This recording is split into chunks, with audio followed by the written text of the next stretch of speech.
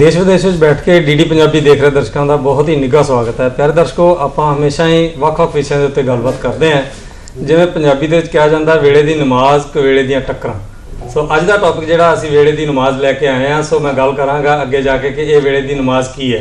सब तो पहला गल करते हैं कि ये जिहड़ा मनुखी शरीर है ये परमात्मा की बहुत वड्डी बख्शिश है। साडे शरीर के जिहड़े अंग है उन्हां दा अपने शरीर दे विच वखरा वखरा महत्व है। ਜਦੋਂ ही कोई अंग शरीर का बीमार होंदा तो सानू लगता कि इस अंग की शायद दूजे नालों ज़्यादा महत्व है, पर अजिहा नहीं है। सारे शरीर के अंग साडे शरीर की कार्य प्रणाली वास्ते इक्को जिहे योगदान पाउंदे आ। पर अज जिवें मैं पहलां भी कहा कि असीं वेले की नमाज पढ़न जा रहे हैं, तुहानूं पता होना कि अपने समाज दे विच अजकल के दिनों दे विच आई फ्लू यानी अखां की गुलाबीपन जां लाली की जिहड़ी बीमारी है वो काफ़ी ज़्यादा हो रही है। ना केवल पंजाब दे विच ही बल्कि पूरे उत्तरी भारत दे विच इहदा काफ़ी जोर है। सो अज असी अपने कोल दो डॉक्टर्स नूं बुलाया है ताकि इस बीमारी के इलाज की है, इहदियां सावधानियां की है और ये क्यों होंदा है, इहदे लक्षण की है, आपां किवें उन्हां नूं पहचान करना, किवें इस तो बचना है, ये सारी गल तुहाडे तक लैके आउण वास्ते दो डॉक्टर्स बुलाए आ। तारफ कराना जी, मेरे बिल्कुल नाल बैठे ने डॉक्टर तानिया मोदगिल जी, जिहड़े कि Punjab institute of medical sciences यानी पिम्स दे विच सेवा निभा रहे अखां दे माहर वजों। डॉक्टर सनिग्धा महाजन इन्हां दे बिल्कुल नाल बैठे ने, टैगोर हस्पताल जलंधर दे विच सेवा निभा रहे ने अखां दे माहर डॉक्टर वजों। सो इन्हां दोनों का स्वागत है जी तुहाडा प्रोग्राम दे विच। डॉक्टर साहब के स्वागत के नाल ही असीं प्रोग्राम नूं शुरू करते हैं और कोशिश करांगे कि इन्हां दे कोलों हर वो बरीक गल इस बीमारी नाल जुड़ी हुई तुहाडे तक लैके आईए ताकि आपां अज दे प्रोग्राम का भरपूर फायदा उठाईए। मैं तुहानूं गुजारिश करांगा कि अपने घर दे विच जिहड़े बच्चे आ छोटे, खास करके जे स्कूलों के विद्यार्थी है, उन्होंने जरूर थोड़ी देर लिए अपने नाल बिठा लो ताकि वो कुछ डॉक्टर साहब दी कही हुई गल्लां, क्योंकि कई बार मापियां दी गल्लां बच्चे ध्यान नाल नहीं सुनते, तो डॉक्टर साहब के राही अखवा दिंदे आ कि उन्हां दी सावधानियां किवें लैणियां, किवें ठीक होना है। सो प्रोग्राम नूं शुरू करते हैं जी। डॉक्टर साहब, स्वागत तो बाद सब तो पहला सवाल, जिवें मैं पहलां भी कहा कि आम तौर पर असीं सोचते हैं कि शरीर का यह अंग जिहड़ा जदों कोई बीमार हो जाता है वो बहुत इंपॉर्टेंट है। तो अखां एक आम बंदा भी समझदा है कि अखां गईयां जहान गया कहा जाता है। एक डॉक्टर की नज़र दे विच अखां किवें ने? देखो, तुसी बिल्कुल ठीक किया कि अखां गईयां ते जहान गया, पर साडे लई ते अखां बहुत ही जरूरी हैगियां कि असी बहुत जरूरी मंनदे हां। क्योंकि देखो हुण तुसी थोड़ी देर भी जे अखां जिद्दां हुण कमरे 'च लाइट चल जावे किद्दां महसूस हुंदा है, असी एक मिनट लई तो गुमसुम हो जांदे कि की हो गया। हुण किसी बंदे दी जे रोशनी चल जाए अखां दी ते ओदा तां सारा जहान ही गुम जांदा है। तो बिल्कुल ठीक किया जाता है कि अखां है तो जहान है, तो अखां बहुत जरूरी अंग है, सानू उहदी बिल्कुल उन्होंने बचा के रखना चाहिए। तो हुण जिद्दां तुसी आ वाले टॉपिक बारे गल कर रहे हो, बहुत जरूरी है कि असीं इहदे बारे गल करिए। जी जी, शुक्रिया। डॉक्टर साहब ने दस्सिया कि अखां गईयां जहान गया, बिल्कुल सही कहावत उन्होंने नज़र च, क्योंकि अखां तो बिना हनेरा पसर जांदा साडी पूरी जिंदगी दे विच। सो इन्हां नूं किवें संभालना है? डॉक्टर साहब, आई फ्लू दे बारे च आपां जुड़ के बैठे हैं, की है आई फ्लू? देखो, आई फ्लू एक वायरल डिजीज़ हैगी, एक बीमारी हैगी, वायरस कॉज करता हैगा।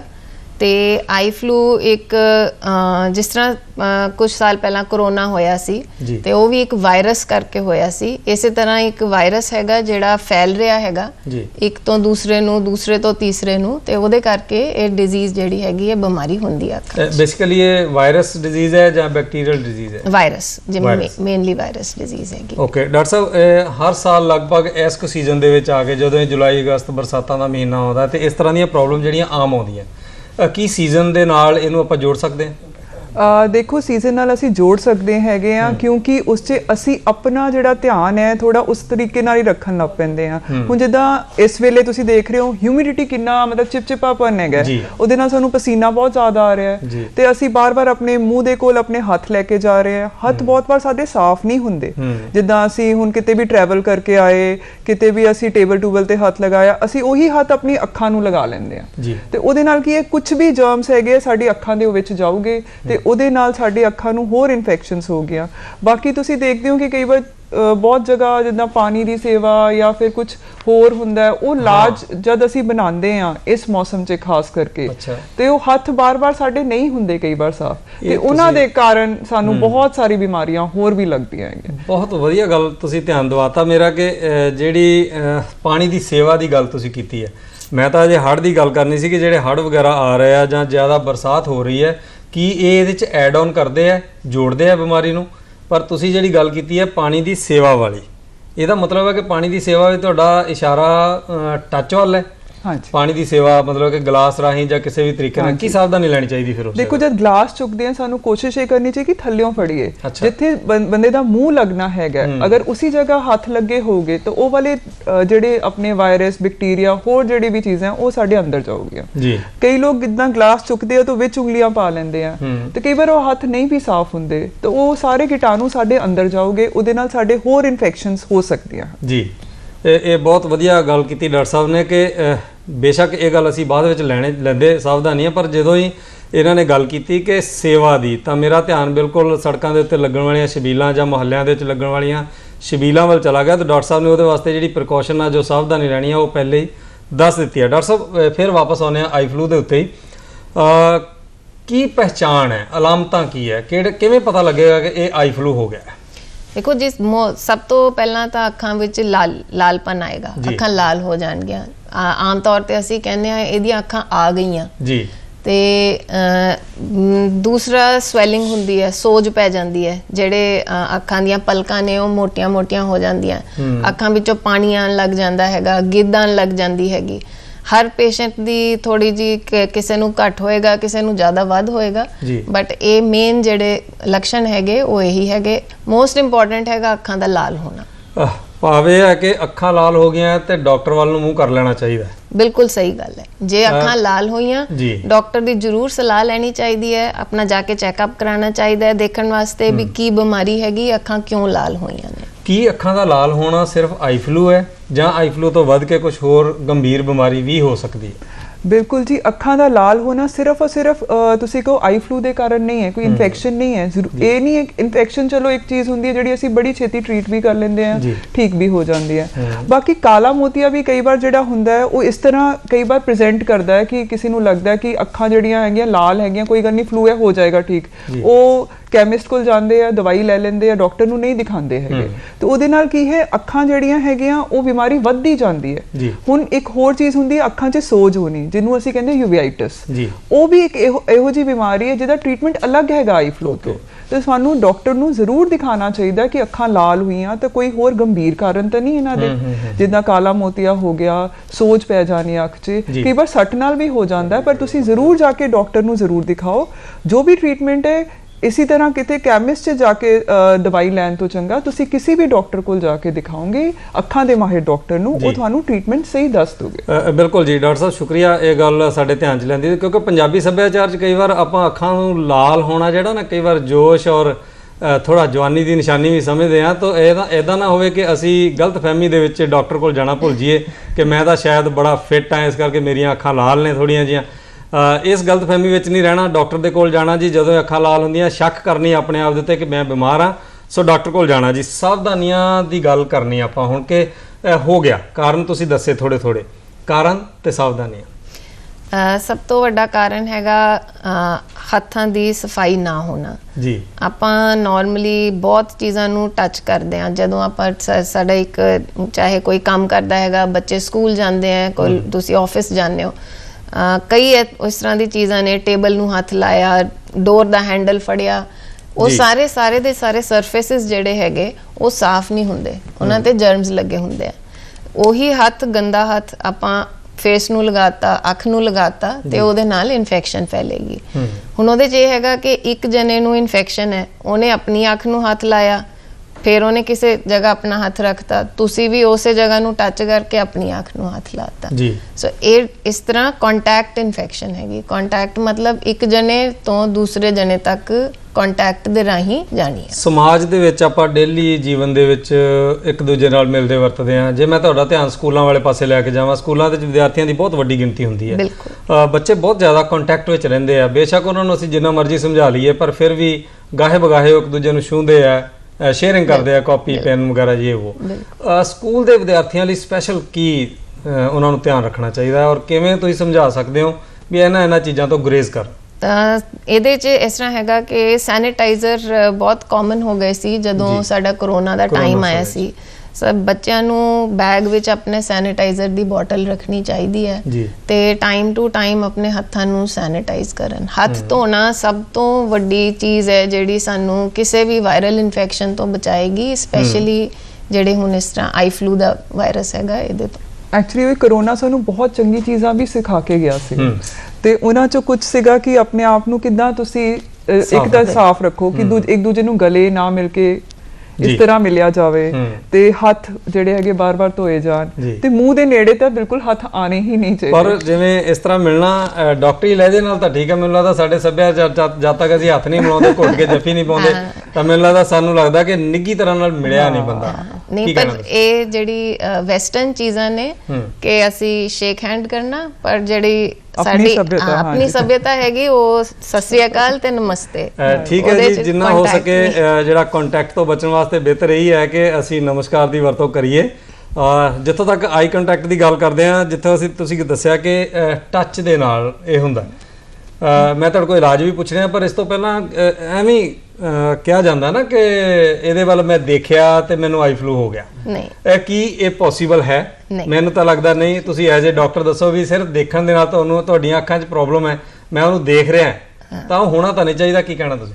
ਨਹੀਂ, ਇਹ ਦੇਖਣ ਨਾਲ ਨਹੀਂ ਫੈਲਦਾ। ਕਈ ਲੋਕ ਇਹ ਬਿਲੀਵ ਕਰਦੇ ਨੇ ਕਿਉਂਕਿ ਕਾਮਨਲੀ ਜਿਹਨੂੰ ਆਈ ਫਲੂ ਹੁੰਦਾ ਹੈਗਾ ਉਹ ਕਾਲੀ ਐਨਕ ਲਗਾ ਲੈਂਦਾ ਹੈ ਤੇ ਲੋਕਾਂ ਦੇ ਮਾਈਂਡ ਵਿੱਚ ਇਹ ਗੱਲ ਆ ਜਾਂਦੀ ਹੈ ਕਿ ਸ਼ਾਇਦ ਇੱਕ ਦੂਸਰੇ ਨੂੰ ਦੇਖਣ ਨਾਲ ਹੀ ਫੈਲ ਰਿਹਾ ਹੈਗਾ, ਪਰ ਇਸ ਤਰ੍ਹਾਂ ਦੀ ਗੱਲ ਨਹੀਂ ਹੈਗੀ। ਦੇਖਣ ਨਾਲ ਨਹੀਂ ਫੈਲ ਸਕਦਾ। ਜਿਹੜਾ ਗੋਗਲਸ ਲਗਾਏ ਦੇ ਨੇ ਉਹ ਕੰਫਰਟ ਵਾਸਤੇ ਲਗਾਏ ਦੇ ਨੇ, ਵੀ ਲਾਈਟ ਨਾ ਜ਼ਿਆਦਾ ਲੱਗੇ ਜਾਂ ਬਾਰ-ਬਾਰ ਅੱਖ ਨੂੰ ਹੱਥ ਨਾ ਲੱਗੇ, ਪਰ ਇੱਕ ਦੂਸਰੇ ਨੂੰ ਦੇਖਣ ਨਾਲ ਨਹੀਂ ਫੈਲੇਗਾ। ਜਦੋਂ ਤੱਕ ਕੰਟੈਕਟ ਨਹੀਂ ਹੋਏਗਾ, ਟੱਚ ਨਹੀਂ ਹੋਏਗਾ, ਉਦੋਂ ਤੱਕ ਨਹੀਂ ਫੈਲੇਗਾ। ਇੱਕ ਪੁਆਇੰਟ ਇਸ 'ਚ ਮੈਂ ਜੋੜਨਾ ਚਾਹੂੰਗੀ, ਜੇ ਦੇਖਣ ਨਾਲ ਹੁੰਦਾ ਅਸੀਂ ਤਾਂ ਰੋਜ਼ ਇਹੋ ਜਿਹੇ ਹੀ ਪੇਸ਼ੈਂਟਸ ਦੇਖਦੇ ਤੇ ਸਾਨੂੰ ਤਾਂ ਰੋਜ਼ ਹੋਇਆ ਹੁੰਦਾ, ਤੇ ਇਸ ਲਈ ਇਹ ਚੀਜ਼ ਨਹੀਂ ਹੈਗੀ ਕਿ ਦੇਖਣ ਨਾਲ ਹੁੰਦਾ। ਇਹ ਬਿਲਕੁਲ ਠੀਕ ਗੱਲ ਕੀਤੀ ਜੀ ਡਾਕਟਰ ਸਾਹਿਬ ਨੇ ਕਿ ਜੇ ਹੋਇਆ ਹੁੰਦਾ, ਕਹਿੰਦੇ ਜੇ ਇਸ ਤਰ੍ਹਾਂ ਦੇਖਣ ਨਾਲ ਹੁੰਦਾ ਤਾਂ ਫਿਰ ਸਾਡੇ ਕੋਲ ਦੋਨੋਂ ਡਾਕਟਰ ਇਸ ਵੇਲੇ ਲਾਲ ਅੱਖਾਂ ਨਾਲ ਬੈਠੇ ਹੋਣੇ ਸੀਗੇ, ਕਿਉਂਕਿ ਇਹ ਤਾਂ ਹਜ਼ਾਰਾਂ ਦੀ ਗਿਣਤੀ ਦੇ ਵਿੱਚ ਪੇਸ਼ੈਂਟ ਦੇਖਦੇ ਆ। ਸੋ ਗੱਲ ਆਪਾਂ ਸਾਵਧਾਨੀਆਂ ਦੀ ਵੀ ਕਰ ਲਈ ਹੈ, ਇਲਾਜ ਤੱਕ ਪਹੁੰਚੀ ਹੈ ਕਿ ਜੇ ਹੋ ਗਿਆ, ਡਾਕਟਰ ਦੇ ਕੋਲ ਆ ਗਿਆ ਤੇ ਇਲਾਜ ਕੀ ਹੈ ਔਰ ਕਿੰਨੇ ਕੁ ਦਿਨ ਲੱਗਦੇ ਇਹਨੂੰ ਕਿਉਰ ਹੋਣ ਦੇ ਵਿੱਚ? ਨਾਰਮਲੀ 5 ਤੋਂ 7 ਦਿਨ ਦੀ ਬਿਮਾਰੀ ਹੈਗੀ ਇੱਕ ਆਮ ਹੈਲਦੀ ਪੇਸ਼ੈਂਟ ਵਿੱਚ। ਤੇ ਇਲਾਜ ਜਿਹੜਾ ਹੈਗਾ ਇਹਦਾ ਆਈ ਡ੍ਰੌਪਸ ਪ੍ਰਿਸਕ੍ਰਾਈਬ ਕਰਨਗੇ ਡਾਕਟਰ, ਤੁਹਾਨੂੰ ਲਿਖ ਕੇ ਦੇਣਗੇ ਡ੍ਰੌਪਸ ਪਾਉਣ ਵਾਸਤੇ। ਤੇ ਸਾਡੇ ਕਈ ਕਿਸ ਤਰ੍ਹਾਂ ਦੇ ਆਈ ਡ੍ਰੌਪਸ ਹੈਗੇ ਉਹ ਅਸੀਂ ਬਾਅਦ 'ਚ ਉਹਦੀ ਗੱਲ ਕਰਦੇ ਹਾਂ ਵੀ ਸਟੀਰੋਇਡਸ ਯੂਜ਼ ਨਹੀਂ ਕਰਨੇ ਚਾਹੀਦੇ, ਕੈਮਿਸਟ ਕੋਲੋਂ ਇੱਦਾਂ ਦਵਾਈ ਨਹੀਂ ਲੈਣੀ ਚਾਹੀਦੀ, ਡਾਕਟਰ ਦੀ ਸਲਾਹ ਦੇ ਨਾਲ ਹੀ ਜਿਹੜੀ ਪ੍ਰਿਸਕ੍ਰਾਈਬ ਕੀਤੀ ਗਈ ਮੈਡੀਸਿਨ ਹੈਗੀ। ਆਮ ਤੌਰ ਤੇ ਟ੍ਰੈਂਡ ਇਹੀ ਹੈ ਜਿਹੜੀ ਤੁਸੀਂ ਗੱਲ ਕੀਤੀ ਹੈ ਕਿ ਕੋਈ ਵੀ ਪ੍ਰੋਬਲਮ ਹੁੰਦੀ ਹੈ ਤਾਂ ਆਪਾਂ ਦੌੜ ਕੇ ਦਵਾਈਆਂ ਦੀ ਦੁਕਾਨ ਤੋਂ ਜਾਂ ਆਪਣੇ ਆਪ ਜਾਂ YouTube ਡਾਕਟਰ ਜਾਂ WhatsApp ਡਾਕਟਰ ਦੀ ਵਰਤੋਂ ਕਰਦੇ ਆ। ਕੀ ਕਹਿਣਾ, ਜਰਾ ਦੁਹਰਾ ਦਿਓ ਇਸ ਗੱਲ ਨੂੰ। ਇਹ ਬਿਲਕੁਲ ਠੀਕ ਨਹੀਂ ਹੈਗਾ, ਇਸ ਤਰ੍ਹਾਂ ਨਹੀਂ ਕਰਨਾ ਚਾਹੀਦਾ। ਸੈਲਫ ਟ੍ਰੀਟਮੈਂਟ ਜਾਂ ਗੂਗਲ ਟ੍ਰੀਟਮੈਂਟ ਆਪਾਂ ਇਹਨੂੰ ਕਹਿੰਦੇ ਆ, ਇਹ ਕਈ ਵਾਰੀ ਬਹੁਤ ਡੇਂਜਰਸ ਹੋ ਸਕਦਾ ਹੈਗਾ। ਜੋ ਸਟੀਰੋਇਡਸ ਹੈਗੇ ਉਹ ਕਿਸੇ ਵੀ ਇਨਫੈਕਸ਼ਨ ਨੂੰ ਵਧਾਉਂਦੇ ਨੇ।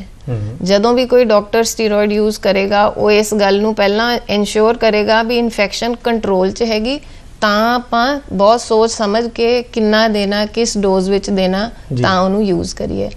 ਬਟ ਇੱਕ ਜਿਵੇਂ ਕਿਉਂਕਿ ਸਟੀਰੋਇਡਸ ਪਾਉਣ ਨਾਲ ਬਹੁਤ ਜਲਦੀ ਆਰਾਮ ਆ ਜਾਂਦਾ ਹੈਗਾ, ਇਸ ਕਰਕੇ ਲੋਕ ਸਾਈਡ ਇਫੈਕਟਸ ਨੂੰ ਸਮਝਦੇ ਨਹੀਂ ਜਾਂ ਨਜ਼ਰਅੰਦਾਜ਼ ਕਰ ਦਿੰਦੇ ਨੇ, ਬਟ ਉਹ ਠੀਕ ਗੱਲ ਨਹੀਂ ਹੈ। ਪਰ ਕਈ ਵਾਰੀ ਡਾਕਟਰਸ ਵੀ, ਜਿਵੇਂ ਡਾਕਟਰ ਨੂੰ ਲੱਗਦਾ ਕਿ ਪੇਸ਼ੈਂਟ ਮੇਰੇ ਕੋਲ ਪਤਾ ਨਹੀਂ ਪਹਿਲਾਂ ਕਿੱਥੋਂ ਹੋ ਕੇ ਆਇਆ, ਤੇ ਡਾਕਟਰ ਵੀ ਆਪਣਾ ਨਾਮ ਬਣਾਉਣ ਵਾਸਤੇ ਕਈ ਵਾਰ ਇਹਨਾਂ ਚੀਜ਼ਾਂ ਦੀ ਵਰਤੋਂ ਕਰਦੇ ਹੋਣਗੇ ਸ਼ਾਇਦ। ਕਰਨੀ ਨਹੀਂ ਚਾਹੀਦੀ, ਮੈਂ ਨਹੀਂ ਰეკਮੈਂਡ ਕਰਦੀ ਬਿਲਕੁਲ ਵੀ, ਇਸ ਤਰ੍ਹਾਂ ਨਹੀਂ ਕਰਨਾ ਚਾਹੀਦਾ। ਬਿਲਕੁਲ ਠੀਕ ਗੱਲ ਕੀਤੀ ਤੁਸੀਂ। ਜਿੱਥੇ ਆਪਾਂ ਇਲਾਜ ਦੀ ਗੱਲ ਕੀਤੀ ਹੈ, ਇਲਾਜ ਦੇ ਨਾਲ ਮੇਰੇ ਧਿਆਨ 'ਚ ਇੱਕ ਹੋਰ ਵੀ ਗੱਲ ਆ ਗਈ ਕਿ ਘਰੇਲੂ ਓੜ-ਪੋੜ ਬਹੁਤ ਕਈ ਵਾਰ ਕਾਰਗਰ ਹੁੰਦਾ ਹੈ। ਇਸ ਬਿਮਾਰੀ ਦੇ ਵਿੱਚ ਘਰੇਲੂ ਓੜ-ਪੋੜ ਕਿਤੇ ਕੰਮ ਕਰਦਾ? ਘਰੇਲੂ ਓੜ-ਪੋੜ ਤੁਸੀਂ ਸ਼ਬਦ ਸਮਝਦੇ ਹੋ, ਮਤਲਬ ਘਰੇਲੂ ਇਲਾਜ? ਬਿਲਕੁਲ ਜੀ। ਘਰੇਲੂ ਇਲਾਜ 'ਚ ਮੈਂ ਇਹ ਕਹੂੰਗੀ ਕਿ ਅੱਖਾਂ 'ਚ ਛਿੱਟੇ ਜ਼ਰੂਰ ਮਾਰ ਸਕਦੇ ਹੋ, ਅੱਖਾਂ ਨੂੰ ਬਾਰ-ਬਾਰ ਸਾਫ਼ ਰੱਖ ਸਕਦੇ ਹੋ, ਪਰ ਜਿੱਦਾਂ ਤੁਸੀਂ ਕਹੋ ਸੰਦੂਰ ਵਗੈਰਾ ਅੱਖਾਂ 'ਚ ਪਾਣਾ, ਮੂੰਗਰੇ ਪਾਣਾ, ਉਹ ਸਭ ਕੁਝ ਅਸਰ ਨਹੀਂ ਕਰੇਗਾ। ਅੱਛਾ। ਤੇ ਇਸ 'ਚ ਸਿਰਫ ਇੱਕ ਇਹੀ ਚੀਜ਼ ਹੈ ਕਿ ਬਾਰ-ਬਾਰ ਅੱਖਾਂ ਨੂੰ ਸਾਫ਼ ਕਰਨ ਲਈ ਪਾਣੀ ਵਗੈਰਾ ਅਸੀਂ ਕਹਿੰਦੇ ਰਿਕਮੈਂਡ ਕਰ ਦਿੰਦੇ ਕਿ ਹਾਂ ਲਓ, ਬਾਕੀ ਮੂੰਹ ਨੂੰ ਸਾਫ਼ ਰੱਖੋ, ਹੱਥਾਂ ਨੂੰ ਸਾਫ਼ ਰੱਖੋ, ਇਹੀ ਹੈ ਘਰੇਲੂ ਨੁਸਖਾ। ਸੋ ਘਰ ਦੇ ਵਿੱਚ ਇਲਾਜ ਕਰਨ ਵਾਸਤੇ ਸਭ ਤੋਂ ਬਿਹਤਰ ਇਹ ਹੈ ਕਿ ਅਸੀਂ ਘਰ ਦੇ ਵਿੱਚ ਸਫਾਈ ਰੱਖੀਏ ਔਰ ਆਪਣੇ ਹੱਥਾਂ ਦੀ ਸਫਾਈ ਰੱਖੀਏ। ਜਿਹੜੀਆਂ ਪ੍ਰੀਕਾਸ਼ਨਸ, ਬੜੀਆਂ ਛੋਟੀਆਂ ਗੱਲਾਂ ਡਾਕਟਰ ਸਾਹਿਬ ਨੇ ਦੱਸੀਆਂ, ਜੇ ਉਹਨਾਂ ਨੂੰ ਅਸੀਂ ਅਪਲਾਈ ਕਰੀਏ ਤਾਂ ਮੇਰੇ ਖਿਆਲ 'ਚ ਘਰੇਲੂ ਇਲਾਜ ਸਭ ਤੋਂ ਵਧੀਆ ਇਹੀ ਹੋ ਜਾਂਦਾ ਹੈ ਕਿ ਅਸੀਂ ਆਪਣੇ ਆਪ ਨੂੰ ਕਾਫੀ ਹੱਦ ਤੱਕ ਠੀਕ ਕਰ ਲੈਂਦੇ ਹਾਂ। ਅਸੀਂ ਗੱਲ ਕਰ ਰਹੇ ਕਿ ਜਿਵੇਂ ਆਈ ਡ੍ਰੌਪਸ ਹੈ, ਘਰ ਦੇ ਵਿੱਚ ਇੱਕ ਤੋਂ ਬਾਅਦ ਦੂਜੇ ਨੂੰ ਪੇਸ਼ੈਂਟ ਬੰਦਾ ਬਣ ਜਾਂਦਾ, ਇੱਕ ਤੋਂ ਬਾਅਦ ਦੂਜੇ ਤੱਕ ਬਿਮਾਰੀ ਪਹੁੰਚ ਜਾਂਦੀ ਹੈ। ਕੀ ਉਹ ਬਿਮਾਰੀ ਉਸ ਅਵਸਥਾ ਦੇ ਵਿੱਚ ਉਹ ਕਾਮਨ ਦਵਾਈ ਸਾਰਿਆਂ ਲਈ ਕੰਮ ਕਰਦੀ ਹੈ? ਨਹੀਂ ਬਿਲਕੁਲ ਇਹ ਤਾਂ ਜਿਵੇਂ ਆਈ ਡ੍ਰੌਪਸ ਦੀ ਆਪਾਂ ਗੱਲ ਕਰਦੇ ਹਾਂ ਕਿ ਇੱਕ ਹੀ ਆਈ ਡ੍ਰੌਪ ਹਰ ਬੰਦਾ ਲੈ ਰਿਹਾ, ਉੱਥੇ ਵੀ ਤਾਂ ਟੱਚ ਹੋ ਰਿਹਾ। ਬਿਲਕੁਲ ਜੋ ਡ੍ਰੌਪਸ ਹੈਗੇ ਕਦੇ ਵੀ ਸ਼ੇਅਰ ਨਹੀਂ ਕਰਨੇ। ਇੱਕ ਸ਼ੀਸ਼ੀ ਨੇ ਇੱਕ ਬੰਦੇ ਇੱਕ ਮਰੀਜ਼ ਵਾਸਤੇ ਹੀ ਵਰਤਣਾ ਹੈ। ਇੱਕ ਸ਼ੀਸ਼ੀ ਨੂੰ ਦੋ ਲੋਕਾਂ ਨੇ ਸ਼ੇਅਰ ਨਹੀਂ ਕਰਨੀ, ਕਿਉਂਕਿ ਸ਼ੇਅਰ ਕਰਨ ਨਾਲ ਜੇ ਇੱਕ ਦੇ ਟੱਚ ਹੋਏਗੀ ਦੂਸਰੇ ਦੇ ਹੋਏਗੀ, ਫਿਰ ਉਹੀ ਗੱਲ ਹੋ ਗਈ, ਕੰਟੈਮੀਨੇਸ਼ਨ ਹੋਏਗੀ, ਇੱਕ ਦਾ ਜਰਮ ਦੂਸਰੇ ਨੂੰ ਪਏਗਾ। ਬਾਕੀ ਕਈ ਵਾਰ ਅਸੀਂ ਦੇਖਦੇ ਹਾਂ ਕਿ ਸ਼ੀਸ਼ੀਆਂ ਨਾ ਲੋਕੀ ਲੈ ਕੇ ਰੱਖ ਲੈਂਦੇ ਆ, ਉਹ ਸੋਚਦੇ ਕਿ ਚਲ ਅਗਲੀ ਵਾਰ ਅਸੀਂ ਉਹੀ ਇਸਤੇਮਾਲ ਕਰ ਲਾਂਗੇ, ਖੁੱਲੀ ਹੁੰਦੀ ਹੈ। ਕੋਈ ਵੀ ਸ਼ੀਸ਼ੀ ਜਿਹੜੀ ਹੁੰਦੀ ਹੈ ਖਾਸ ਕਰਕੇ ਅੱਖਾਂ ਵਾਲੀ ਦਵਾਈ ਦੀ, ਉਹਦੇ ਉੱਪਰ ਲਿਖਿਆ ਵੀ ਹੁੰਦਾ ਹੈ ਕਿ ਮਹੀਨੇ ਤੋਂ ਬਾਅਦ ਤੁਸੀਂ ਉਹ ਯੂਜ਼ ਨਹੀਂ ਕਰ ਸਕਦੇ, ਕਿਉਂਕਿ ਉਸ 'ਚ ਪ੍ਰੈਜ਼ਰਵੇਟਿਵ ਜਿਹੜਾ ਹੈਗਾ ਉਹ ਕਾਰਗਰ ਨਹੀਂ ਰਹਿੰਦਾ ਹੈਗਾ ਬਾਅਦ 'ਚ, ਤੇ ਉਹ ਖਰਾਬ ਹੋ ਜਾਂਦੀ ਹੈ ਸ਼ੀਸ਼ੀ। ਤੇ ਇਸ ਲਈ ਉਹ ਘਰ 'ਚ ਜਿੱਦਾਂ ਖੁੱਲੀ ਸ਼ੀਸ਼ੀਆਂ ਜਿਹੜੀਆਂ ਪਈਆਂ ਹੋਈਆਂ ਉਹਨਾਂ ਨੂੰ ਨਹੀਂ ਇਸਤੇਮਾਲ ਕਰਨਾ ਚਾਹੀਦਾ। ਅੱਛਾ, ਕੋਈ ਖਾਸ ਉਮਰ, ਇਹ ਗੱਲ ਬਹੁਤ ਵਧੀਆ ਤੁਸੀਂ ਕੀਤੀ ਹੈ ਵੈਸੇ, ਕਿਉਂਕਿ ਆਮ ਤੌਰ ਤੇ ਸੋਚਦੇ ਕਿ ਦਵਾਈ ਬਚ ਗਈ ਹੈ ਤਾਂ ਨੈਕਸਟ ਟਾਈਮ ਸਾਡੇ ਕੰਮ ਆ ਜਾਏਗੀ। ਸੋ ਅਜਿਹਾ ਅੱਖਾਂ ਵਾਸਤੇ ਬਿਲਕੁਲ ਵੀ ਨਹੀਂ ਕਰਨਾ ਚਾਹੀਦਾ। ਬਾਕੀ ਜਿਵੇਂ ਜਿਵੇਂ ਡਾਕਟਰ ਕਹਿਣ, ਹਰ ਬਿਮਾਰੀ 'ਚ ਡਾਕਟਰ ਦੀ ਸਲਾਹ ਮੰਨਣੀ ਚਾਹੀਦੀ ਹੈ। ਇਹਦੇ 'ਚ ਕਿਸੇ ਉਮਰ ਦਾ ਵੀ ਤਕਾਜ਼ਾ ਹੈ? ਬੱਚਿਆਂ ਨੂੰ ਜ਼ਿਆਦਾ ਹੁੰਦੀ ਹੈ, ਨੌਜਵਾਨਾਂ ਨੂੰ ਹੁੰਦੀ ਹੈ, ਜਾਂ ਬਜ਼ੁਰਗਾਂ ਨੂੰ ਹੁੰਦੀ ਹੈ? ਕੋਈ ਹੈ? ਇਮਿਊਨਿਟੀ ਤੇ ਹੈਗਾ ਕਿ ਇਮਿਊਨਿਟੀ ਜਿੱਦਾਂ ਅਸੀਂ ਕਹੋ ਬੱਚੇ ਜਿਹੜੇ ਹੁਣ ਜਿੱਦਾਂ ਆਹ ਵਾਲੀ ਇਨਫੈਕਸ਼ਨ ਹੈਗੀ ਹੈ, ਕਿਉਂਕਿ ਉਹ ਰੋਜ਼ ਸਕੂਲ ਜਾਂਦੇ ਆ, ਉਹ ਇਹੋ ਜਿਹੀ ਕਰਾਊਡਡ ਪਲੇਸ ਤੇ ਜਾ ਰਹੇ ਆ ਜਿੱਥੇ ਬਹੁਤ ਲੋਕ ਆਪਸ 'ਚ ਬੈਠ ਰਹੇ ਆ ਤੇ ਹਾਈਜੀਨ ਨਹੀਂ ਮੇਨਟੇਨ ਹੋ ਰਹੀ ਜੀ, ਤੇ ਉਹਨਾਂ 'ਚ ਜ਼ਿਆਦਾ ਇਹ ਵਾਲੀ ਬਿਮਾਰੀ ਜ਼ਰੂਰ ਦੇਖੀ ਜਾਏਗੀ। ਹੁਣ ਕੋਈ ਇਨਸਾਨ ਜਿਹੜਾ ਘਰੇ ਰਹਿੰਦਾ ਹੈਗਾ, ਸਾਫ਼ ਸਫਾਈ ਦਾ ਧਿਆਨ ਰੱਖਦਾ, ਉਹਨਾਂ 'ਚ ਇਹ ਘੱਟ ਦੇਖੀ ਜਾਏਗੀ। ਹੁਣ ਜਿੱਦਾਂ ਤੁਸੀਂ ਕਹਿ ਰਹੇ ਹੋ ਬਜ਼ੁਰਗ ਲੋਕ, ਉਹ ਵੀ ਥੋੜਾ ਹਾਈਜੀਨ ਦਾ ਤੁਹਾਨੂੰ ਪਤਾ ਔਖਾ ਹੋ ਜਾਂਦਾ ਹੈਗਾ ਕਿ ਉਮਰ ਇਦਾਂ ਹੁੰਦੀ ਹੈ, ਬਾਰ-ਬਾਰ ਹੱਥ ਧੋਣਾ ਜਾਂ ਅੱਖਾਂ ਨੂੰ ਆਪਣੇ ਹੱਥ ਲੱਗੀ ਜਾਂਦੇ ਆ ਉਹਨਾਂ ਦੇ, ਕਈਏ ਤਾਂ ਹੋਰ ਜ਼ਿਆਦਾ ਹੋ ਜਾਂਦਾ ਹੈ, ਤੇ ਉਹਨਾਂ 'ਚ ਵੀ ਇਹ ਚੀਜ਼ ਜ਼ਿਆਦਾ ਦੇਖੀ ਜਾਂਦੀ ਹੈ। ਬਿਲਕੁਲ ਠੀਕ ਹੈ ਜੀ। ਜਿਵੇਂ ਅਸੀਂ ਗੱਲ ਕਰ ਰਹੇ ਸੀਗੇ ਕਿ ਇਲਾਜ ਦੀ ਨਾ, ਘਰੇਲੂ ਇਲਾਜ ਦੀ ਗੱਲ ਵੀ ਆਪਾਂ ਕੀਤੀ ਕਿ ਸਾਵਧਾਨੀਆਂ ਵਰਤੀਆਂ ਜਾ ਸਕਦੀਆਂ, ਪਰ ਆਮ ਤੌਰ ਤੇ ਇੱਕ ਇਹ ਵੀ ਸਮਾਜਿਕ ਭ੍ਰਾਂਤੀ ਹੈ ਕਹਿ ਲਓ, ਜਾਂ ਸਮਾਜ ਵਿੱਚ ਇਸ ਤਰ੍ਹਾਂ ਦੀ ਹਵਾ ਚੱਲਦੀ ਹੈ ਕਿ ਇਹ ਬਿਮਾਰੀ ਆਪਣੇ ਆਪ ਕੁਝ ਦਿਨਾਂ ਤੱਕ ਠੀਕ ਹੋ ਜਾਂਦੀ ਹੈ। ਕੀ ਕਹਿਣਾ ਡਾਕਟਰ ਸਾਹਿਬ?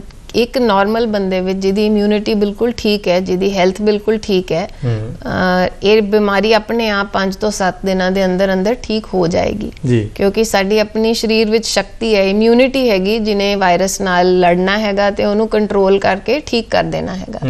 ਸੋ ਜਿਹੜੀ ਆਪਾਂ ਟ੍ਰੀਟਮੈਂਟ ਦਿੰਨੇ ਆ ਉਹ ਇਮਿਊਨਿਟੀ ਦੀ ਹੈਲਪ ਕਰਨ ਵਾਸਤੇ, ਪੇਸ਼ੈਂਟ ਨੂੰ ਸਪੋਰਟ ਕਰਨ ਵਾਸਤੇ, ਉਹਨੂੰ ਪੇਨ ਹੋ ਰਿਹਾ ਪੇਨ ਘਟਾਉਣ ਵਾਸਤੇ, ਸਵੈਲਿੰਗ ਹੈਗੀ, ਅੱਖ ਲਾਲ ਹੋਈ ਹੈ, ਉਹਨੂੰ ਇਰੀਟੇਸ਼ਨ ਹੋ ਰਹੀ ਹੈ, ਉਹ ਚੀਜ਼ਾਂ ਘਟਾਉਣ ਵਾਸਤੇ ਆਪਾਂ ਟ੍ਰੀਟਮੈਂਟ ਨਾਰਮਲੀ ਦੇਈਦਾ ਹੈਗਾ, ਤਾਂ ਕਿ ਜਿਹੜੇ ਉਹ 4-5 ਦਿਨ ਹੈਗੇ ਉਹ ਕੰਫਰਟੇਬਲ ਲੰਘ ਜਾਣ। ਠੀਕ ਹੈ, ਮਤਲਬ ਜਿਹੜਾ ਆਪਣੇ ਆਪ ਠੀਕ ਹੋਣਾ ਉਹਦੇ ਨਾਲੋਂ ਥੋੜਾ ਜਲਦੀ ਕਵਰ ਹੋ ਜਾਂਦਾ, ਕੰਫਰਟੇਬਲ ਹੋ ਜਾਏ। ਇੱਕ ਬਹੁਤ ਜ਼ਰੂਰੀ ਗੱਲ ਹੈ ਕਿ ਅੱਜ ਜ਼ਮਾਨਾ ਹੈ ਜੀ ਤਕਨਾਲੋਜੀ ਦਾ, ਔਰ ਹਰ ਸਮੇਂ ਅਸੀਂ ਆਪਣੇ ਜੀਵਨ ਦੇ ਤਕਨਾਲੋਜੀ ਦੀ ਵਰਤੋਂ ਕਰਦੇ ਹਾਂ। ਘਰ ਦੇ ਵਿੱਚ ਟੀਵੀ ਹੈ, ਮੋਬਾਈਲ ਸਾਡੇ ਹਰ ਸਮੇਂ ਹੱਥਾਂ ਦੇ ਵਿੱਚ ਰਹਿੰਦਾ, ਖਾਸ ਕਰਕੇ ਵਿਦਿਆਰਥੀ ਔਰ ਛੋਟੇ ਬੱਚੇ ਇਹਦੀ ਬਹੁਤ ਜ਼ਿਆਦਾ ਵਰਤੋਂ ਕਰਦੇ। ਡਾਕਟਰ ਸਾਹਿਬ, ਜਦੋਂ ਅੱਖਾਂ ਦੀ ਕੋਈ ਪ੍ਰੋਬਲਮ ਹੁੰਦੀ ਹੈ ਉਸ ਵੇਲੇ ਮੋਬਾਈਲ ਦੀ ਵਰਤੋਂ, ਟੀਵੀ ਦੀ ਵਰਤੋਂ, ਕੀ ਉਹਦੇ 'ਚ ਕੁਝ ਵਾਧਾ ਕਰਦੀ ਹੈ ਜਾਂ ਉਹ ਤੋਂ ਪਰਹੇਜ਼ ਕਰਨਾ ਚਾਹੀਦਾ? ਕੀ ਕਹੋਗੇ?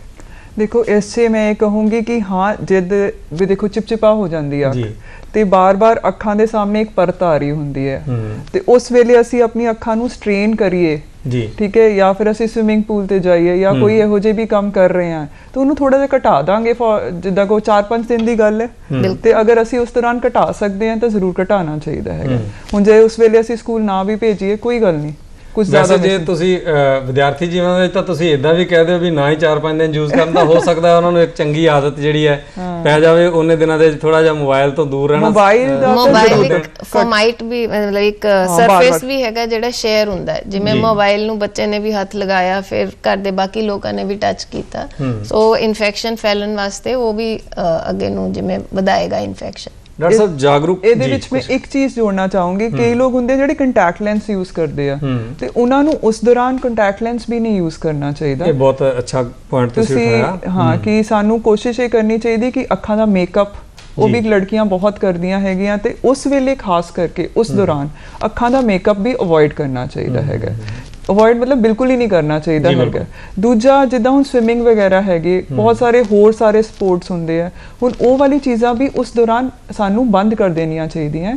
5-7 ਦਿਨਾਂ ਦੀ ਗੱਲ ਹੈ, ਜਦ ਸਾਰਾ ਠੀਕ ਹੋ ਜਾਏਗਾ ਫਿਰ ਤੁਸੀਂ ਸਾਰੀ ਆਪਣੀ ਐਕਟੀਵਿਟੀਜ਼ ਦੁਬਾਰਾ ਕਰ ਸਕਦੇ ਹੋ। ਦੂਸਰਿਆਂ ਦੇ ਫਾਇਦੇ ਵਾਸਤੇ, ਜਿਵੇਂ ਅਸੀਂ ਵਿਦਿਆਰਥੀਆਂ ਦੀ ਗੱਲ ਕੀਤੀ ਹੈ ਕਿ ਵਿਦਿਆਰਥੀ ਇੱਕ ਦੂਸਰੇ ਦੇ ਸੰਪਰਕ ਵਿੱਚ ਆਉਂਦੇ ਆ, ਇਸ ਤਰ੍ਹਾਂ ਪਲੇਅਰ ਸ਼ਾਮ ਨੂੰ ਗਰਾਊਂਡ ਦੇ ਵਿੱਚ ਜਾਂ ਸਵਿਮਿੰਗ ਪੂਲ ਦੀ ਗੱਲ ਡਾਕਟਰ ਸਾਹਿਬ ਨੇ ਕੀਤੀ ਆ, ਉਹਨਾਂ ਨੂੰ ਜੇ ਡਾਕਟਰ ਨੇ ਦੱਸ ਦਿੱਤਾ ਕਿ ਇਹਨਾਂ ਨੂੰ ਪ੍ਰੋਬਲਮ ਹੈਗੀ ਹੈ ਤਾਂ ਉਹਨਾਂ ਨੂੰ ਕੁਝ ਦਿਨ ਘਰ ਆਰਾਮ ਕਰਨਾ ਚਾਹੀਦਾ, ਤਾਂ ਕਿ ਸਮਾਜ ਦੇ ਵਿੱਚ ਉਹ ਇਸ ਚੀਜ਼ ਨੂੰ ਅੱਗੇ ਨਾ ਫੈਲਾਉਣ। ਜਾਗਰੂਕਤਾ ਲਈ ਅਸੀਂ ਬੈਠੇ ਹਾਂ, ਜਾਗਰੂਕਤਾ ਦੀ ਗੱਲ ਤੁਹਾਡੇ ਵੱਲੋਂ ਕਿਵੇਂ ਹੁੰਦੀ ਹੈ? ਤੁਸੀਂ ਕਿਵੇਂ ਲੋਕਾਂ ਤੱਕ ਪ੍ਰਚਾਰ ਲੈ ਕੇ ਜਾਂਦੇ ਹੋ ਕਿ ਇਹ ਚੀਜ਼ ਚੱਲ ਰਹੀ ਹੈ ਔਰ ਇਹ ਤੋਂ ਕਿਵੇਂ ਬਚਣਾ ਹੈ? ਅੱਜ ਕੱਲ੍ਹ ਜੀ ਸੋਸ਼ਲ ਮੀਡੀਆ ਦਾ ਜ਼ਮਾਨਾ ਹੈਗਾ, ਸਾਰਾ ਕੁਝ ਸੋਸ਼ਲ ਮੀਡੀਆ ਤੇ, WhatsApp ਤੇ, Facebook ਤੇ, ਜਿਹੜੇ ਏਮਸ ਦੇ ਮਤਲਬ ਦਿੱਲੀ ਚ ਹਸਪੀਟਲ ਹੈਗਾ, ਉਹਨਾਂ ਨੇ ਆਪਣੀ ਪੂਰੀ ਉਹ ਬਣਾਈ ਹੈਗੀ ਗਾਈਡਲਾਈਨ ਤੇ ਉਹ ਚੱਲ ਰਹੀ ਹੈਗੀ। ਤੇ ਇੱਥੇ ਮੈਂ ਇਹ ਵੀ ਕਹਿਣਾ ਚਾਹੂੰਗੀ ਤੁਹਾਡੇ ਵੱਲੋਂ ਇੱਕ ਬਹੁਤ ਚੰਗੀ ਪਹਿਲ ਹੈਗੀ ਜਿਹੜੀ ਦੂਰਦਰਸ਼ਨ ਨੇ ਇਹ ਪ੍ਰੋਗਰਾਮ ਕੀਤਾ ਇਸ ਵਿਸ਼ੇ ਦੇ ਉੱਤੇ ਤੇ ਲੋਕਾਂ ਨੂੰ ਜਾਗਰੂਕ ਕਰਨ ਵਾਸਤੇ। ਤੇ ਜਾਗਰੂਕਤਾ ਨਾਲ ਬਹੁਤ ਫਰਕ ਪੈ ਸਕਦਾ ਹੈ, ਆਪਾਂ ਇਸ ਬਿਮਾਰੀ ਨੂੰ ਕੰਟਰੋਲ ਸੋਸ਼ਲ ਮੀਡੀਆ ਦੀ ਵਰਤੋਂ ਰਾਹੀਂ ਹੀ ਜਾਂਦਾ ਹੈ ਪਬਲਿਕ ਤੱਕ ਤੁਹਾਡਾ ਵਿਚਾਰ ਨਾ। ਜਿੱਥੋਂ ਤੱਕ ਸਰਕਾਰੀ ਪੱਖ ਦੀ ਮੈਂ ਗੱਲ ਕਰਾਂ ਤੁਹਾਡੇ ਨਾਲ ਕਿ ਸਰਕਾਰ ਵੱਲੋਂ ਕੀ ਉਚੇਚ ਕੀਤਾ ਜਾਂਦਾ ਜਦੋਂ ਕੋਈ ਪ੍ਰੋਬਲਮ ਆਉਂਦੀ ਹੈ, ਸਮੱਸਿਆ ਇਸ ਤਰ੍ਹਾਂ ਦੀ ਸਮਾਜ 'ਚ ਫੈਲਦੀ ਹੈ, ਕੋਈ ਖਾਸ ਬਿਮਾਰੀ ਹੈ, ਤਾਂ ਉਸ ਵੇਲੇ ਸਰਕਾਰੀ ਪਹਿਲ ਕਿਵੇਂ ਹੁੰਦੀ ਹੈ? ਕੋਈ ਉਚੇਚ ਕੀਤਾ ਜਾਂਦਾ ਹੈ? ਸਰਕਾਰ ਬੇਸਿਕਲੀ ਜਦੋਂ ਵੀ ਇਸ ਤਰ੍ਹਾਂ ਦਾ ਕੁਝ ਪਤਾ ਲੱਗਦਾ ਹੈ ਤਾਂ ਸਰਵੇ ਕਰਦੀ ਹੈ ਸਭ ਤੋਂ ਪਹਿਲਾਂ ਵੀ ਕਿੰਨੇ ਕੇਸ ਆ ਰਹੇ ਨੇ, ਤਾਂ ਉਹਦੇ ਵਾਸਤੇ ਇੱਕ ਮੇਨਟੇਨ ਕੀਤਾ ਜਾਂਦਾ ਹੈਗਾ ਵੀ ਕਿਹੜੇ ਹਸਪੀਟਲ ਵਿੱਚ ਇਸ ਤਰ੍ਹਾਂ ਦਾ ਕੇਸ ਆਇਆ ਜਾਂ ਕਿਸ ਤਰ੍ਹਾਂ ਹੈਗਾ। ਤੇ ਫਿਰ ਉਹਦੀ ਸਿਵੈਰਿਟੀ ਨੂੰ ਜੱਜ ਕਰਕੇ, ਜਿਵੇਂ ਐਤਕੀ ਆਈ ਫਲੂ ਜਿਹੜਾ ਆਇਆ ਹੈਗਾ, ਜਿਹੜਾ ਸਟ੍ਰੇਨ ਹੈਗਾ ਵਾਇਰਸ ਦਾ, ਇਹ ਬਹੁਤ ਜ਼ਿਆਦਾ ਸੀਵੀਅਰ ਨਹੀਂ ਹੈ, ਥੋੜਾ ਮਾਈਲਡ ਜਿਹਾ ਸਟ੍ਰੇਨ ਲੱਗਦਾ ਹੈਗਾ। ਅੱਛਾ, ਇਹਦੇ ਵੱਖਰੇ ਵੇਰੀਐਂਟਸ ਹੈਗੇ? ਹਾਂਜੀ, ਹਰ ਵਾਇਰਸ ਦੇ ਵੱਖਰੇ ਵੇਰੀਐਂਟਸ ਹੁੰਦੇ ਹੈ। ਕਈ ਸਾਲਾਂ 'ਚ ਬਹੁਤ ਇਸ ਤਰ੍ਹਾਂ ਦਾ ਵੇਰੀਐਂਟ ਆਉਂਦਾ ਹੈ ਜਿਹੜਾ ਬਹੁਤ ਨੁਕਸਾਨ ਕਰਦਾ ਹੈ, ਪੁਤਲੀ ਦੇ ਉੱਤੇ ਨਿਸ਼ਾਨ ਪੈਣ ਲੱਗ ਜਾਂਦੇ ਨੇ, ਪੁਤਲੀ 'ਚ ਇਨਫੈਕਸ਼ਨ ਚਲੀ ਜਾਂਦੀ ਹੈ। ਐਤਕੀ ਜਿਹੜਾ ਵੇਰੀਐਂਟ ਹੈਗਾ ਜਲਦੀ ਠੀਕ ਹੋ ਰਿਹਾ, ਪੇਸ਼ੈਂਟਸ ਠੀਕ ਹੋ ਰਹੇ। ਬਾਕੀ ਸਾਡੀ ਆਲ ਇੰਡੀਆ ਸੁਸਾਇਟੀ ਨੇ ਇਹ ਮੁਹਿੰਮ ਜਾਰੀ ਕੀਤੀ ਹੈ ਕਿਉਂਕਿ ਉਹ ਜਿੱਦਾਂ ਤੁਸੀਂ ਕਹਿ ਰਹੇ ਹੋ ਕਿ ਸਰਕਾਰ ਨੂੰ ਪਹਿਲਾਂ ਪਤਾ ਚੱਲਣਾ ਚਾਹੀਦਾ ਕਿ ਪਬਲਿਕ ਹੈਲਥ ਪ੍ਰੋਬਲਮ ਹੈਗੀ ਹੈ, ਤੇ ਉਸ ਲਈ ਜਿੱਦਾਂ ਉਹਨਾਂ ਨੇ ਆਲ ਇੰਡੀਆ ਸੁਸਾਇਟੀ ਹੈਗੀ ਹੈ ਸਾਡੀ ਅੱਖਾਂ ਦੀ, ਉਹਨਾਂ ਨੇ ਸਰਵੇ ਸ਼ੁਰੂ ਕੀਤਾ ਹੋਇਆ ਹੈ। ਉਹ ਸਾਰਿਆਂ ਤੋਂ ਇਨਫੋਰਮੇਸ਼ਨ ਗੈਦਰ ਕਰ ਰਹੀ ਹੈ। ਜਿੱਦਾਂ ਡਾਕਟਰ ਸਨਿਗਧਾ ਨੇ ਹੁਣੇ ਦੱਸਿਆ ਹੈ ਕਿ ਇਹ ਮਾਈਲਡ ਸਟ੍ਰੇਨ ਹੈਗਾ ਤੇ ਉਹਦੀ ਤੁਸੀਂ ਕਹੋ ਕਿ ਉਸ 'ਚ ਅਸੀਂ ਜਿੱਦਾਂ ਇਹੋ ਜਿਹੇ ਪ੍ਰੋਗਰਾਮ ਕਰਕੇ ਜਾਂ ਫਿਰ ਆਪਣੇ ਆਪ ਡਾਕਟਰ ਹਰੇਕ ਨੂੰ ਜਿੱਦਾਂ ਕੋਈ ਲਾਲ ਹੋ ਰਹੀ ਅੱਖਾਂ, ਨਾਰਮਲ ਸਕੂਲਸ 'ਚ ਪ੍ਰੋਗਰਾਮ ਕਰਕੇ ਅਸੀਂ ਇਹ ਸਭ ਅਸੀਂ ਦੱਸ ਕੇ ਉਹਨਾਂ ਨੂੰ ਆਪਣੀ ਇਸ ਡਿਜ਼ੀਜ਼ ਨੂੰ ਕੰਟਰੋਲ ਕਰ ਸਕਦੇ ਹਾਂ। ਜਿੱਦਾਂ ਹੁਣ ਕਰੋਨਾ 'ਚ ਸੀਗਾ, ਸਾਨੂੰ ਕਹਿੰਦੇ ਸੀ ਕਿ ਜਿੰਨੀ ਦੇਰ ਤੁਹਾਨੂੰ ਹੈਗੀ ਹੈ ਇਨਫੈਕਸ਼ਨ ਉਨੀ ਦੇਰ ਤੁਸੀਂ ਲੋਕਾਂ ਨੂੰ ਨਾ ਮਿਲੋ। ਉਸੇ ਤਰ੍ਹਾਂ ਇਹ ਵਾਲੀ ਇਨਫੈਕਸ਼ਨ ਉਸੇ ਤਰ੍ਹਾਂ ਹੈਗੀ, ਪਰ ਹਾਂ ਇਹ ਹਵਾ 'ਚ ਨਹੀਂ ਜਾਂਦੀ। ਜਿੱਦਾਂ ਫੋਮਾਈਟ ਬੌਰਨ ਹੈਗੀ, ਸਾਨੂੰ ਹੱਥ ਰਾਹੀਂ ਹੋ ਰਹੀ ਹੈ, ਤਾਂ ਉਹ ਅਸੀਂ ਅਵੋਇਡ ਕਰ ਸਕਦੇ ਹਾਂ। ਡਾਕਟਰ ਸਾਹਿਬ, ਜਾਂਦੇ ਮੈਂ ਤੁਹਾਡੇ ਕੋਲ ਪੁੱਛਣਾ ਚਾਹਾਂਗਾ ਕਿ ਜਿਵੇਂ ਜੇ ਇਲਾਜ ਨਹੀਂ ਕੀਤਾ ਜਾਂਦਾ ਤਾਂ ਇਲਾਜ ਦੀ ਗੈਰ ਹਾਜ਼ਰੀ ਦੇ ਵਿੱਚ ਕੀ ਕੰਪਲਿਕੇਸ਼ਨਸ ਆ ਸਕਦੀਆਂ? ਦੋ ਤਿੰਨ ਮੇਨ ਕੰਪਲਿਕੇਸ਼ਨਸ ਹੈਗੀਆਂ ਜੀ। ਇੱਕ ਤਾਂ ਕਾਰਨੀਆ ਵਿੱਚ ਚਲਾ ਜਾਂਦਾ ਹੈਗਾ, ਜਿਹੜਾ ਵਾਇਰਸ ਹੁੰਦਾ, ਕਈ ਵਾਰੀ ਜਿਹੜੀ ਪੁਤਲੀ ਹੁੰਦੀ ਹੈ ਉਹਨੂੰ ਇਨਫੈਕਸ਼ਨ ਕਰ ਦਿੰਦਾ, ਉਹਦੇ 'ਚ ਨਿਸ਼ਾਨ ਬਣ ਜਾਂਦੇ ਆ, ਸੋਜਸ਼ ਆ ਜਾਂਦੀ ਹੈਗੀ, ਉਹ ਚੀਜ਼ ਫਿਰ ਕਾਫੀ ਦੇਰ ਤੱਕ ਤੰਗ ਕਰਦੀ ਰਹਿੰਦੀ ਹੈ। ਦੂਸਰਾ, ਕਈ ਵਾਰੀ ਕਈ ਪੇਸ਼ੈਂਟਸ ਨੂੰ ਸਕਾਰਿੰਗ ਹੋ ਜਾਂਦੀ ਹੈ, ਜਿਹੜੇ ਮਾਸ ਹੁੰਦਾ ਹੈਗਾ ਅੱਖ ਦਾ, ਉਹਦੇ 'ਚ ਕਈ ਵਾਰੀ ਪ੍ਰੋਬਲਮ ਪੈ ਜਾਂਦੀ ਹੈਗੀ ਸਕਾਰਿੰਗ ਦੀ। ਬਹੁਤ ਵਧੀਆ ਤੁਸੀਂ ਗੱਲਾਂ ਕੀਤੀਆਂ ਦੋਸਤੋ। ਅਸੀਂ ਕੋਸ਼ਿਸ਼ ਕੀਤੀ ਕਿ ਬੜੀਆਂ ਨਿੱਕੀਆਂ ਗੱਲਾਂ ਦੇ ਨਾਲ ਤੁਹਾਡੇ ਤੱਕ ਪਹੁੰਚਾਈਏ ਉਸ ਮੈਸੇਜ ਨੂੰ ਜਿਹੜਾ ਜਾਣਾ ਚਾਹੀਦਾ ਤੁਹਾਡੇ ਤੱਕ। ਮੈਂ ਡਾਕਟਰ ਸਾਹਿਬ ਦੇ ਕੋਲੋਂ ਇੱਕ ਮੈਸੇਜ ਦੇ ਰੂਪ 'ਚ ਰਿਪੀਟ ਕਰਵਾਉਣ ਲੱਗਾ ਜੀ, ਉਹ ਸਾਰੀਆਂ ਗੱਲਾਂ ਧਿਆਨ ਨਾਲ ਸੁਣਨਾ। ਸ਼ਾਰਟ ਦੇ ਵਿੱਚ ਡਾਕਟਰ ਸਾਹਿਬ, ਪਬਲਿਕ ਤੱਕ ਇੱਕ ਮੈਸੇਜ। ਦੇਖੋ, ਜਿਹੜੀ ਅੱਖਾਂ ਦੀ ਬਿਮਾਰੀ ਅਗਰ ਹੋ ਗਈ ਹੈ ਜੀ, ਠੀਕ ਹੈ, ਡਾਕਟਰ ਨੂੰ ਜਾ ਕੇ ਜ਼ਰੂਰ ਦਿਖਾਣਾ ਹੈ। ਕੋਸ਼ਿਸ਼ ਤਾਂ ਸਾਨੂੰ ਇਹੀ ਕਰਨੀ ਕਿ ਸਾਨੂੰ ਇਹ ਬਿਮਾਰੀ ਹੋਏ ਨਾ। ਤੇ ਉਸ ਲਈ ਸਾਨੂੰ ਕੀ ਕਰਨਾ ਚਾਹੀਦਾ? ਸਭ ਤੋਂ ਪਹਿਲਾਂ ਕਿ ਨਾ ਹੋਵੇ, ਸਾਨੂੰ ਆਪਣੇ ਹੱਥ ਜਿਹੜੇ ਹੈਗੇ ਉਹ ਬਹੁਤ ਸਾਫ਼ ਰੱਖਣੇ ਚਾਹੀਦੇ, ਮੂੰਹ ਦੇ ਨੇੜੇ ਆਪਣੇ ਹੱਥ ਨਹੀਂ ਲੈ ਕੇ ਆਣੇ, ਠੀਕ ਹੈ। ਦੂਸਰੀ ਚੀਜ਼ ਜਿਹੜੀ ਹੈਗੀ ਹੈ, ਸਾਨੂੰ ਜਿਹੜਾ ਵੀ ਇਨਸਾਨ ਜਿਹਨੂੰ ਫਲੂ ਹੋਇਆ ਉਹ ਤੋਂ ਥੋੜਾ ਦੂਰ ਰਹਿਣਾ ਚਾਹੀਦਾ ਹੈ। ਤੇ ਇਸ ਨਾਲ ਕੀ ਹੋਏਗਾ, ਸਾਡੀ ਜਿਹੜੀ ਇਨਫੈਕਸ਼ਨ ਹੈਗੀ ਸਾਡੇ ਤੱਕ ਫੈਲੇਗੀ ਨਹੀਂ। ਬਾਕੀ ਕੰਟੈਕਟ ਲੈਂਸ, ਆਈ ਮੇਕਅਪ ਤੇ ਨਾਲ ਸਵਿਮਿੰਗ, ਇਹ ਸਾਰੀ ਚੀਜ਼ਾਂ ਜਿਹੜੇ ਹੈਗੀ ਆ, ਇਹ ਜਦ ਤੱਕ ਤੁਹਾਨੂੰ ਆਈ ਫਲੂ ਹੈਗਾ ਇਹ ਵਾਲੀ ਚੀਜ਼ਾਂ ਬੰਦ ਕਰ ਦੇਣੀ। ਡਾਕਟਰ ਤਾਨੀਆ, ਡਾਕਟਰ ਸਨਿਗਧਾ, ਤੁਹਾਡਾ ਬਹੁਤ ਧੰਨਵਾਦ ਹੈ, ਤੁਸੀਂ ਆਏ ਔਰ ਸਾਡੇ ਜਿਹੜੇ ਦਰਸ਼ਕ ਨੇ ਉਹਨਾਂ ਦੇ ਨਾਲ ਢੇਰ ਸਾਰੀ ਕੰਮ ਦੀਆਂ ਗੱਲਾਂ ਕੀਤੀਆਂ। ਸੋ ਪਿਆਰੇ ਦਰਸ਼ਕੋ, ਇਹ ਸਰੀਰ ਬੜਾ ਅਨਮੋਲ ਹੈ, ਇਹਦੀ ਸੰਭਾਲ ਕਰਨੀ ਹੈ, ਸਮਾਜ ਆਪਣਾ ਹੈ, ਇਸ ਸਮਾਜ ਨੂੰ ਵੀ ਆਪਾਂ ਹੀ ਬਚਾਉਣਾ ਹੈ। ਜੇ ਕਿਤੇ ਬਿਮਾਰ ਹੋ ਜਾਂਦੇ ਆ ਤਾਂ ਡਾਕਟਰ ਕੋਲ ਜਾਈਏ, ਆਪਣਾ ਧਿਆਨ ਰੱਖੀਏ ਤਾਂ ਕਿ ਸਮਾਜ ਤੰਦਰੁਸਤ ਰਹੇ, ਅਸੀਂ ਤੰਦਰੁਸਤ ਰਹੀਏ ਔਰ ਸਾਡਾ ਦੇਸ਼ ਚੜ੍ਹਦੀ ਕਲਾ ਵਿੱਚ ਰਹੇ। ਫਿਰ ਦੁਬਾਰਾ ਨਵੇਂ ਵਿਸ਼ੇ ਨਾਲ ਜੁੜਾਂਗੇ, ਤਦ ਤੱਕ ਲਈ ਸ਼ੁਕਰੀਆ, ਮਿਹਰਬਾਨੀ।